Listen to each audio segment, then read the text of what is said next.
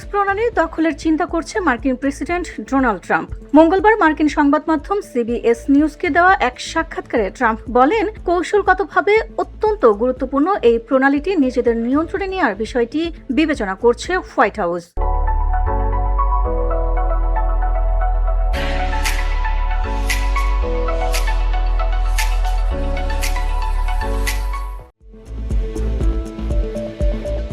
এর আগে রোববার ইরানের এলিট বাহিনী আইআরজিসি ঘোষণা দেয়, হরমুজ প্রণালীতে যুক্তরাষ্ট্র, ইসরায়েল, ইউরোপীয় দেশ ও তাদের মিত্রদের জাহাজ চলাচলে নিষেধাজ্ঞা থাকবে।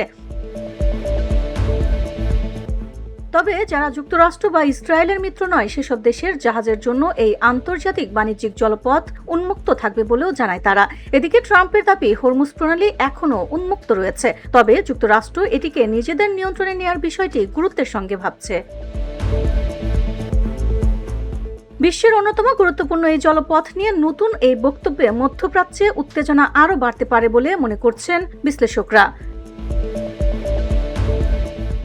VOD Bangla news desk.